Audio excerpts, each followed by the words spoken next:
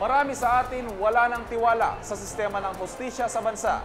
Bakit nga ba di na sila bilib sa sistema ng ating hudikatura? Kung ano-anong gamit, makikita mo raw sa Divisoria. Cute at mura. Pero sulit ba? Isang atleta ang nagpakamatay nung Hunyo. Natalo raw kasi siya hindi sa laro, kundi sa sistema ng Philippine Sports Commission. Personal naming inala. Sinaliksik ang bawat anggulo. Ang mga detalye kinumpleto. Lahat ng yan ay nakatala Sa Reporter's Notebook.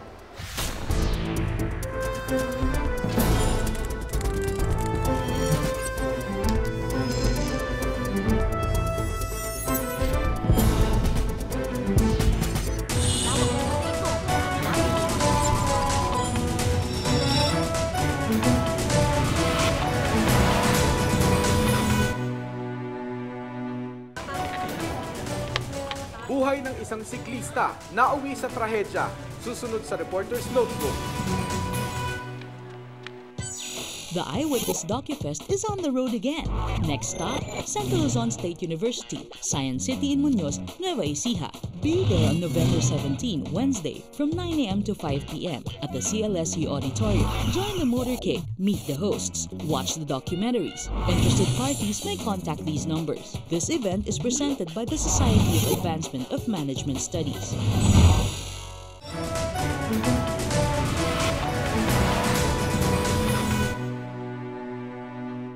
Hindi lang daw allowance at benepisyo ang problema sa pagsasanay ng ating mga atleta. Sa kabila nito, marami pa rin sa kanila ang nagsisikap na makapag-uwi ng karangalan. Alamin ang buhay ng iba pa nating matitsagang atleta sa aking Reporter's Notebook.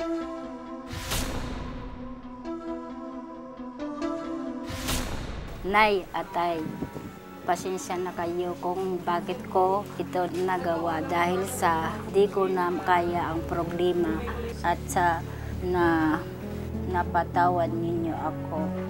Ito ang suicide note na iniwan ni Perlito Pocong Ibanez na natagpo ang patay sa kanyang inuupahang apartment noong ika-24 ng Hunyo.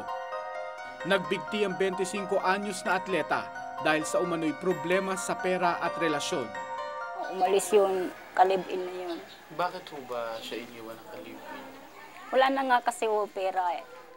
Hindi raw niya akalain na magagawa ng anak na kitlin ang sariling buhay. Nisigaw na yung kapatid, nanay, ang kuyang patay na. Sabi ko, hindi totoo yun. Sabi ko, hindi totoo yun. Ang kapatid, mabait yun. Punta nga namin doon, wala na ako. Tigas na ako malamig. Mga bakas na lang ng isang atleta ang makikita sa bahay. Tanging ang mga tropeyo at medalyang ito na lang ang alaala ni Aling Eli sa kanyang anak. Mga patunay sa kahusayan ni Perlito sa larangan ng triathlon. Isang sport na pinagsamang swimming, cycling at running. Nakapanghihinayang na ipinakita niya sa mga paligsahan ng kanyang tibay pero tila sumuko siya sa laban ng buhay. Sabi ko nga, yun si Franco na... Isa si Sandra Araulio sa mga teammate ni Pocong. Siya man, dismayado sa kalagayan ng mga atletang Pinoy. Ang nakakatanggap ng sweldo is training team and national team. The training team gets 2,500 a month. Yung national team, 7,000 pesos a month. Ang nangyari, nag-issue ng memorandum ang PSC na tatanggalin na yung training team. Sa malasakit ng ilang taga-national team na aambunan ng grasya ang mga trainee gaya ni Pocong. Si Sandra ang naging kahati niya rito. Mahigit 3,000 piso ang naibibigay niya kay Pocong. Itinaas naman sa 8,000 piso mula sa dating 7,000 piso ang allowance ng mga miyembro ng national team. Pero ang kapalit nito, binawasan naman ang dami ng mga atleta. Mula sa mahigit 1,000 miyembro, humigit kumulang 200 na lang sila ngayon. Karamihan mga medalista. Kaya maging si Sandra, wala nang natatanggap ngayon.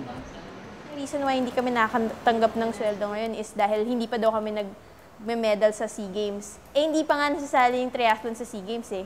Kaka-debut lang niya sa Olympics nung Sydney. Maswerte lang si Sandra dahil kaya siyang suportahan ang kanyang pamilya. Pero marami pa ring atletang katulad ng kay Pocong ang kwento. Porsigidong lumaban pero salat sa buhay. Wala kang maasahan eh. I mean, walang seguridad na meron kang, na may gagamitin kang panggastos para dun sa pag-ensayo mo na lang itself. What about yung kailangan mong pera para sustain yung daily expenses mo? Mahalaga sa sports ang kalusugan ng katawan, lalo na ng pag-iisip. Maraming atleta raw ang apektado kapag sinabayan ng problema sa pera at pamilya ang laro. Kaya yung mga athletes abroad, no, it's part of their serious training to get psychological training as well, apart from the physical. May atleta ring anak si Dr. Lopez na sumasali sa triathlon. Ang problema, wala raw kusang palo ang gobyerno. Here we are telling our youth not to do something with themselves, to try and excel and do their best. Stay away from drugs, ganyan. Pero hindi naman natin ginagawa yung ating part. Sa kabila ng sinasabing kakapusan sa budget ang mga atletang Pinoy, nakukuha pa ring magtagumpay. Ang Philippine Dragon Boat Team, 2 gintong medalyang inuwi noong Oktubre 29 mula sa Shanghai. Pero sa kanilang pagdating, walang ingay ng mga kamera na sumalubong sa kanila. Tila tanging pamilya nila ang nagdiwang. Ngunit hindi raw nila ito iniinda. Sapat nang sila ay makapag-uwi ng karangalan sa bansa. Kaya nga ang tawag sa amin, in-invade daw namin in China because that is their, talagang laro nila yan eh. Maraming congratulatory messages, words, saka palagi kami tinatapik, mahusay kami, gano'n. Pero pagdating sa Pilipinas, hindi masyado. Hiling lang nila, mapondohan pa ang pagsali ng mga atleta sa mga palaro sa ibang bansa. I think the best is really to gauge your capability is to go abroad. Doon mo lang makikita kung ano yung level mo na. To tell you frankly, yung punta namin sa Shillong, China, and then sa Macau, and then sa Hong Kong, just recently, 3 months ago, nagpunta rin kami ron. Kami nag-raise ng fans niyon. Ang 5-time gold medalist sa bowling na si Bong Ku, tutol sa pagbawas ng allowance ng mga atleta. Di rin siya sang-ayon ng mga medalista lang ang dapat suportahan. Ano pa talaga ang dapat mauna? Ang maging champion ka para ka suportahan, you have to prove yourself first. Or, magaling ako eh, may potential ako, pero wala akong pabili ng sapatos, wala akong pabili ng equipment, wala akong mag-training, wala akong pangkain. The contingent from the Philippines. Sa Pilipinas gaganapin ang susunod na Southeast Asian Games sa taong 2005. 1 bilyong piso raw ang gagastusin para rito. Pero ano raw ang magiging laban ng mga atleta sa SEA Games kung binawasan ang kanilang sustento? So para sa akin, ang 1 billion ba will make our athletes win kung wala silang support? Pero sabi naman ng Philippine Sports Commission o PSC, suportado ang mga atleta. Yung mga atleta na nangangailangan talaga ng lubusang suporta, with the sacrifices being made today by other athletes, these athletes are now moving up in the ladder and performing better. Isa raw sa dahilan ng pagbabawas ng allowance ang pagiging hanap buhay ng sport sa ilang atleta. Hindi namin tinuturing na hanap buhay ang pagiging atleta. Ang pagiging atleta is para sa bansa, unang-una, at hindi ito hanap buhay. I can't see yung pag ang isang atleta ay ginagawa niyang hanap buhay in a sense, not because na hanap buhay yun, it's because that he's going to go full-time and who will feed the family? Para magtrabaho ka at mag-training ka pa, napakahirap na. Exhausted ka na eh. Sa 460 milyong pisong budget ng PSC kada taon, 100 milyong piso raw ang napupunta sa pasweldo, maintenance fees at infrastructure. 70% naman raw ang natitirang 360 milyong piso ang napupunta sa allowance ng mga atleta, pagkain, pagpapagamot at training ng mga ito. Magsama-sama kayo sa karera. Kung mayroong Pero tila di ramdam ng siklistang si Edwin Paragoso ang sinasabing suporta sa nutrisyon at iba pang pangangailangan. Yung ambag-ambagan lang kami. Ambag-ambagan. Sa mga silid gaya nito sila namamalagi. May mga tulo at sira. Maliit para sa 4 hanggang 6 na atleta. Ang ibang ang kwarto, nilumot na kaya't di matulugan ng maayos. Yung init, tapos paggabi, sumisingaw yun. Sa ilalim, mainit. Kaya sa labas kami minsan, nagduduyan, nilalabas namin electric fan. Okay, proper training, no? Pero pag hindi proper yung pahinga mo, wala rin, mahihirapan yung atleta mo. Mabe-burn out lang eh. Pero mas mahalaga raw sa mga atleta ang magsanay. Kung tutuusin, mas malaki raw ang kinikita ni Edwin noon bilang newsboy. Pero todo kayod pa rin siya sa napiling sport. Gusto ko kasi yung magkaroon ng medalya, kagaya ng gold. Yun ang gusto ko. Kaya kahit mahirap yung ensayo. Oo, tiisan. Kahit yung allowance sinasabi nilang sa next month, mayroon na. Tinitiis lang namin yun. Tila ang mga atleta pinakikinabangan habang bata at madalas pang ang nababaliwala. Pag tumanda, nakalulungkot na limot na sila. Nangyayari sa mga atleta natin, pag hindi na sila naglalaro, wala na eh. Parang basura na lang eh. Ganon eh. Parang ganon. Marami akong nakikilalang athlete na ganon. Hindi man bakas sa kanyang pangangatawan, si Andres Franco na mag-80 na ang kauna-unahang Filipino gold medalist sa high jump event sa first Asian Games na ginanap sa India noong 1951. Matikas at aktibo pa rin siya sa sports matapos manalo, pero mula nang ma-stroke noong 1974, hindi na nakapaglaro si Lolo Andres. Di maiwasang lumuha ng retiradong atleta kapag naaalala ang nakaraan. Kulang na kulang. Sa bayan sa kuryente at sa tubig, kulang na yun eh. Kaya lang eh, sila nagsusuporta yung mga nugang ko at yung anak ko. Naiiyak na lang ko. 30 taon ng retirado si Lolo Andres, ngunit noong 1998 lang nagsimula ang 5,000 ng pensyon kada buwan mula sa PSC. Kulang pangaraw ito para sa kanyang gamot at therapy. Sometimes we even give direct financial assistance for medicines sa mga retiradong atleta. Babaya na kami mga old athletes. Kadalawa na lang kami buhay eh. Pero mo dito Campos, tsaka ako. Iba patay na. Lahat kinamatayan na lang, walang tulong na. Kinamatayan na nila lahat yun. Di ba wala na? Forgotten heroes na sila. Kung totoong napapabayaan na nga mga atleta sa bansa, si Lolo Andres na siguro ang simbolo ng kanilang uugod-ugod na kalagayan. Laging sinasabi na kailangang ipamala sa buong mundo ang husay ng Pilipino. Pero paano kaya makikita ang ating galing kung tayo mismo bulag sa sariling talento? Ako si Mark Salazar at ito ang nakatala sa aking Reporter's Notebook.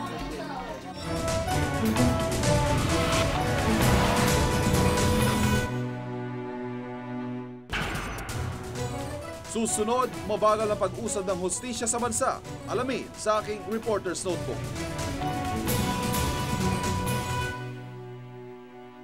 Sagip buhay, kaligtasan, serbisyong totoo. Sa pagdiriwang ng ika-9 na taong anibersaryo ng emergency ngayong Biyernes, makibahagi sa isang espesyal na telephone marathon na alay sa Quezon City General Hospital at GMA Kapuso Foundation. Kapuso, tumawag, mag-text, magbigay ng tulong sa darating na Biyernes. 9 na taon, 9 na buhay. Patuloy na pinagtatanggol ang buhay at kaligtasan sa bingit ng emergency.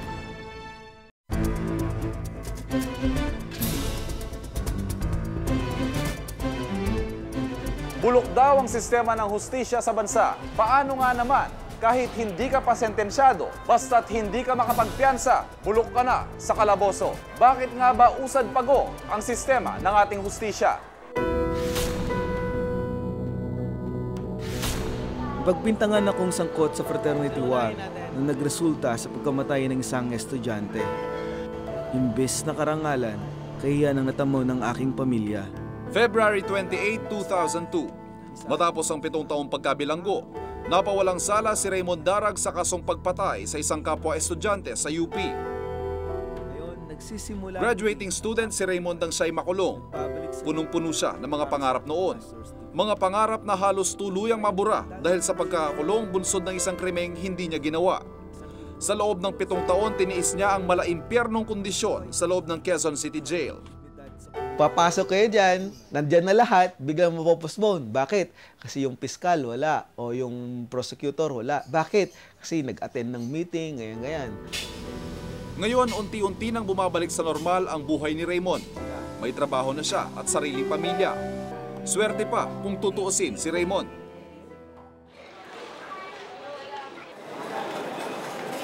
Kasama ni Raymond noon sa Quezon City Jail si Ernesto Guzman. Murder ang kanyang kaso. Magwawalong taon nang nakakulong si Ernesto pero hindi pa rin siya nasisentensyahan hanggang ngayon. 1 o 2 beses kada taon lang daw kung dinggin ang kanyang kaso. Mahigit 6 na taon bago ako sinalang. Palagi puspon yun. Ibig sabihin, 6 na taon, walang nangyari sa kaso mo? Yung witness nila, matagal bago isalang, pati yung doktor. Taon bago isalang. At habang nag-aantay sa pag-usad ng kanyang kaso, ganito ang kondisyon ni Ernesto. Sa kulungang ito, siksikan ng mahigit 3,000 preso na dapat sanay para lang sa 800. Wala silang matinong tulugan, hindi nakakakain ng maayos. 35 pesos lang kasi ang budget kada araw para sa pagkain ng bawat preso. Habang ang nakalaan naman para sa gamot, 100 piso kada taon para sa bawat preso. Marami tuloy sa kanila nagkakahawaan ng iba't ibang uri ng mga sakit. Maraming committals kaysa releases. Despite na may mga off-land decongestion kami na ginagawa, marami rin ang nakukumit bawat araw. Parusa ang makulong, lalo pat kalunos-lunos ang kondisyon sa loob ng mga kulungan. Doble parusa pa ang mabagal na usad ng hustisya. At ang mas malaking tanong, ilan kaya sa kanila ang tunay na nagkasala? Posibleng marami sa mga bilanggo ang nagdurusa sa loob ng piitan kahit sila hindi pa nasisentensyahan. Ayon sa pag-aaral ng Korte Suprema, tinatayang halos 20% lang ng mga inaaresto at ikinukulong ang guilty o talagang may kasalanan. Mahigit 80% nito na-acquit o napapawalang sala. So pag nagkaroon ng criminal complaint, nagkakaroon ng preliminary investigation at pag nakita ng public prosecutor, yung investigating prosecutor, na may probable cause na pwedeng i-file yung case against the respondent, pinapile yung kaso. Bukod sa problemang ito, may ilan pang mga bagay na sadyang nakapagpapabagal sa takbo ng hustisya. Tinatayang mahigit 2,000 mga korte sa bansa sa kasalukuyan. Pero ayon sa Korte Suprema, mahigit 700 sa mga korteng ito walang hukom ngayon. Sweldo, mainly sweldo. Hindi sila kumikita ng maganda eh. Yung mga sa private practice, kumikita ng malaki yan. Siyempre, kung may pamilya ka, mas gusto mo malaki kitain, di ba? 20,000 kaso lang ang dapat na hinahawakan ng isang hukom. Pero lumalabas na mahigit 80,000 ang hawak na kaso ng isang hukom ayon sa Korte Suprema. Sa dami nung hinahawakan na kaso, libo-libo, talagang hindi pwede. Kaya kami nga, nag-ano kami sa Kongreso ng creation ng additional courts lalo sa Metro Manila kasi kailangan talagang dagdagan ng korte. Dahil sa kakulangan ng mga hukom, inaalikabok tuloy ang maraming kaso sa ating mga korte. Itong Metropolitan Trial Courts, nilakihan yung jurisdiction. Nung nilakihan yung jurisdiction, dumami yung kaso nila, tambak-tambak, libo-libo. Siyempre, pag ganun karami, ang scheduling mo malayo na. Di mabagal yung pagproseso. Sa talaan ng Korte Suprema, mahigit 800,000 mga kaso ang nakabinbin sa mga korte sa buong bansa. Binisita ni Aling Jovita ang kanyang anak na si Elmer sa Caloocan City Jail. 2 taon nang nakakulong si Elmer sa kasong frustrated murder. Nakatenga pa rin sa korte ang kaso ng kanyang anak. Nakakatatlong lipat na raw ng judge ang kaso. Bagamat bailable o pwedeng piyansahan ng kanyang kaso, hindi naman daw nila kayang magbayad ng 5,000 piso para mailabas ang anak sa kulungan. Pagka walang pera, walang hostesya. Ba? Pagka may pera ka, madali. Dahil sa kapaligiran ko dito, yung may mga pera, pwede sila nakakalabas-masok sa kulungan. Katulad sa amin, kung hindi kakayod yung asawa ko, hindi kakain kami. O ano pa naman ang ipambabayad namin sa abogado. Pag hindi ka ala kang perang pampiyansa at kahit bailable, hindi talaga makapagpiyansa. Wala namang kaming pansapaw para piyansahan namin siya. The Soldier also requests for the issuance application, the requested this representation. Kadalasang eksena sa korte, tagisan ng pagsasalita ng mga abogado, palaliman ng Ingles. Pero ang paggamit daw ng wikang Ingles sa korte, balakid din sa hustisya. Kikita talaga namin yan. And then, it serves to alienate the majority of our people from the process. Ang ibig ko sabihin, karamihan naman sa atin mga Pilipino, hindi naman marunong mag-English, di ba? Ang mismong proseso ng batas o ang due process kung tawagin, ang isa pang dahilan kung bakit nagiging mabagal din ang takbo ng mga kaso. So yung due process, ang basic elements no, notice and hearing. So sa karamihan sa mga kaso, sinusunod yon. No? At pag sinabi mo kailangan may notice and hearing, syempre, it takes time. Pagdating sa hearing o pagdinig sa kaso, sari-saring debate at argumento rin ang ginagawa ng ilang abogado para patagalin ang mga kaso. Syempre, kung talagang ginigiit nila yung posisyon ng kliyente nila, marami silang pwedeng gawin din no, para i-delay ang proseso. Ang Speedy Trial Law of 1998 ang batas para sa mabilis na pagdinig sa mga kaso. Sa ilalim nito, dapat ay may resolusyon na ang isang kaso sa loob ng 70 araw o 3 buwan. Kahit pa mayroon tayong Speedy Trial Law, hindi pa rin nasusunod yan. Kasi ang realidad, talagang ang dami-daming kaso. Halos 2 taon na rin nakakulong sa Manila City Jail si Elvino Romines. Iniresto siya ng mga pulis matapos siyang paghinalaang drug user. Kinasuhan siya ng mga pulis ng paggamit ng bawal na gamot, pero ayon sa kanya, hindi pa siya humaharap kahit sa piskalya. Kung nahihiringan man lang sana o kahit paano, siyempre malalaman mo, kailan kalayaan ko, di ba? Eh siya rito sa ngayon, hindi ko alam kung kailan ako lalaya eh. Malungkot para sa kanya ang mawalay sa pamilya, lalo't siya lang ang bumubuhay sa mga ito. Alam mo, kumakain ba sila o hindi, di ba? Ang may bahay ni Elvino na si Raquel ang siya ngayong tumatayong padre de pamilya. Pinagkakasyang maliit na kita, maitawid lang ang gutom nilang mag-anak. Napakahirap eh. Hirap talaga, lahat ng hirap dinadanas ko kung wala siya. Nakapiring ang mata ng batas, wala raw kinikilingan. Sa bagal ng usad ng hustisya, ang mismong proseso at mga institusyon na dapat sana'y nagbibigay ng katarungan ang siya ring tila nagiging dahilan ng kawalan nito. Ako si Ivan Mayrina at itong nakatala sa aking Reporter's Notebook.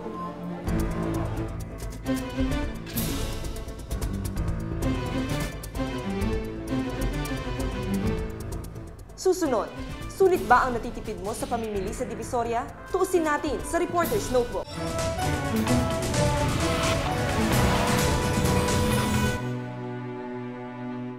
Bombilya, baterya, laruan at kung ano-ano pa. Mura, made in China at kung minsan agad pumapalya. Ang hinala ng marami, pusilit ito at nalulugi rito ang gobyerno. Sulit nga ba para sa ating lahat ang mga produktong ganito?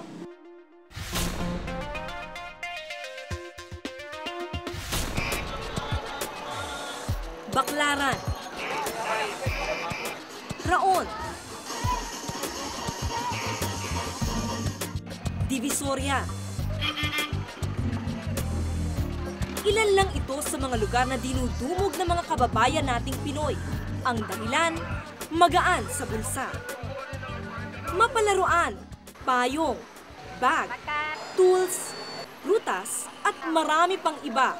Hindi maganda. Basta mura, makamura lang. Pero hindi ito gawang Pinoy, kundi made in China. Beijing ko lang, Beijing. Sa Divisoria, nakilala ko si Aling Hilda. Halos 30 taon na nang magsimula siyang magtinda ng mga damit na pambata gawa sa Taytay, Rizal. Matumal daw ang benta niya, kaya mga damit panloob na gawa sa China ang kanyang ipinalit. Nung nagtitinda kami ng baby dress, minsan wala na kami inuuwing pera dahil kulang pa ibayad sa 5-6 namin. Mga bra at panty ang napili niyang ibenta dahil madali raw itong itakbo kapag nagkahulihan. Kahit na medyo maliit nga ang tubo, mabilis, kasi mura. Oo. Sa isang araw, magkano ang kinikita ninyo? Isang linggo din ako sa isang araw. Oo. Ngayon, maging ang mga ganitong pambenta pala, may bumabagsak na rin galing sa China. Ang pinakamurang bra na gawa sa atin ay 120 pesos ang isa, samantalang ang gawang China, 25 pesos lang. Ang panty na gawa sa atin, 25 pesos. Ang gawang China, 10 pesos lang. Dala raw ng trade liberalization kung kaya napapayagan ang mga imported na produkto na pumasok sa bansa. Programa raw ito ng pamahalaan para makabili ang bansa ng maraming produktong mura at dekalidad. Ayon sa Bureau of Import Services ng DTI, karamihan daw sa mga imported product, mababa ang pinapataw na buwis. Walang limitasyon sa dami ng mga produktong pumapasok sa bansa at hindi na rin kailangan ng lisensya. Upang mag-improve, maging mas efficient sila sa paggawa ng produkto. Pero hindi raw lahat ng produkto ay madaling ipasok. Halimbawa na lang yung mga produkto na may health and safety issue tulad ng pagkain at gamot. Kailangan daw ng clearance mula sa Bureau of Food and Drugs. Si Rene Ofreneo, Executive Director ng Fair Trade Alliance, isang multisectoral group na binubuo ng mga negosyante, magsasaka at manggagawa. Pinapatay daw ng trade liberalization ang ilang industriya sa bansa. Naghihingalo raw sila sa kompetisyon. Maraming produktong pumapasok na hindi nagbabayad ng tamang buwis. Ang tawag natin dito, technical smuggling. Ang hiling nila, dahan-dahanin ang pagbagsak ng imported na produkto at pili lang sana ang dapat ipasok sa bansa. Namamatay ang local industry dahil unfair competition yan. And dahil unfair, namamatay sila, namamatay din ang ating trabaho. So, maaring mura ang mga bilihin ngayon, wala ka namang pambili. Dahil wala kang trabaho. Hindi nakatulong ang sobrang proteksyon sa domestic industries. In fact, nakasama pa nga dahil naging complacent ang iba dahil nga sa alam nilang mayroong protection ng gobyerno. Hirap daw na makipagsabayan ang bansa sa produktong galing China. Mura ang labor cost. Ang lupa mura para sa mga industriya. Maraming incentives na binibigay ang China sa kanilang mga producers and manufacturers. At ang electricity nila, I understand, is much cheaper than ours. Langit at lupa daw ang agwat sa gastos sa paggawa ng produkto. 1, mataas ang kuryente, the highest in Asia. 2, mataas ang interest rates, the highest in Southeast Asia, outside of Indonesia. 3, mataas ang lagay. 4, sobrang bureaucracy. Dagdag pa ang mentalidad ng mga Pinoy na mahilig sa imported. Pati nagtitinda, galing na rin sa China eh. Oo, hindi lang yung produktong galing sa China, yung mismo nagtitinda, galing sa China. Sa talaan ng Department of Trade and Industry noong 2003, sa kabuuan ng pumasok na imported na produkto mula sa iba't ibang bansa, mahigit 70% ay mula sa China. Mula naman January 2003 hanggang October 2004, mahigit 30 uri ng produkto mula sa China ang nasa bansa. Ang panlaban ng produktong China ay ang murang presyo nila. Tila hindi mapipigilan ng marami sa ating mga kababayan na bumili ng mga produktong gawa sa China. Kahit na mababa ang kalidad ng iba, ang mahalaga, kaya ng bulsa. At kwarto lang ang bahay. Si Aling Natasha, tindera ng mga produktong galing China. Siya mismo, tagatangkilik nito. Ito lang daw kasi ang kaya ng bulsa niya. Yung pagtawag nyo? Halos lahat daw ng kanyang gamit sa bahay, made in China. Ito, ano ba tawag dito? BCD player, tsaka itong, ano ba ito? Extension cord, tsaka Christmas light, yan, puro China yan. Ito, mga pang, ano, gamit namin sa, ito, dito sa remote. Ito, China rin to, puro China. Tsaka ito pa, pangalembong ko, puro China. Mura nga, pero ang tanong, sulit nga ba ang bawat pisong ibinabayad sa mga produktong gawa sa China? Si Eda Maison, tagatangkilik ng mga produktong galing ng China. Gusto niya raw kasing makamenos. Pero noong nakaraang linggo, sa pagtitipid, ang kanyang nabiling Christmas light, depektibo. Nangangamoy talaga yan nung gabi. Sabi ko parang amoy sunog. Ginawa namin, tinanggalan namin sa saksakan. Kasi before, nung nangyari to, May yung nabalita nga na tungkol sa Christmas light, gano'n, magkakasunog, ganyan-ganyan. Sabi ko baka mamay matsyempo sa atin. Pero imbis na madala, tila deadma si Aling Eda. Bibili pa rin daw siya ng iba pang produktong gawa sa China. Hindi lang sa bangketa mabibili ang mga produktong gawa sa China na hindi dumaan sa Bureau of Product Standards ng DTI. Maging sa shopping mall, ibinebenta na rin ang mga ito. Hindi naman kaya natin lahat ng produkto i-check natin. So ang ginawa po natin, ang polisiya po ng government, particularly the Bureau of Product Standards, is mayroon tayong mga selected products, lalo na itong mga produkto na nakaka-apekto sa health, life, and safety ng mga consumers natin. Malalaman lamang kung pumasa sa mga standards ng DTI ang isang produkto kapag may marka itong PS o Philippine Standard kung ito ay local at ICC naman o Import Commodity Clearance kung ito ay imported. Pwede po namin ipasara sila, pwede kami mag-issue ng censure at saka pwede namin ipa-recall yung mga produkto na mga substandard. Pero tila hirap ang DTI sa pagpapasara ng mga tindahan kahit nagkalat pa ito sa Divisoria. Si James T.J. Tan, isang negosyante, hindi raw lahat na produkto galing China walang kalidad. And even US companies right now, most of them, they put their own base in China in order to have factory kasi nga mas lower ang production cost. So hindi natin masasabi na ang China products is poor quality. Karamihan daw sa kanilang mga produkto gawa sa China. In terms of quality kasi, ang China kasi nagbe-base yan doon sa capability ng budget mo. If you have the right budget and may technical know-how ka, you can produce a good products coming from China. Hirap man makipagsabayan ang bansa sa produkto ng China, likas na yata sa mga Pinoy ang maging palaban. Ika nga, hindi sumusuko. So ito yung mga gawa namin. Ito gawa namin yan, mga gawa namin yan. Hindi pa rin siya papatalo pagdating sa kabidihan. Hindi pa rin siya papatalo. Talagang mabili pa rin yung gawa natin compared sa mga China. Palaban man at hindi marunong sumuko, kung hindi natin tatapatan ang mga produktong pumapasok sa ating bansa, huwag magtaka kung isang araw, gigising ka na ang mga produkto ng dayuhan ang namamayagpag sa sarili nating bayan. Ako si Mitch Cruz at ito ang nakatala sa aking Reporter's Notebook.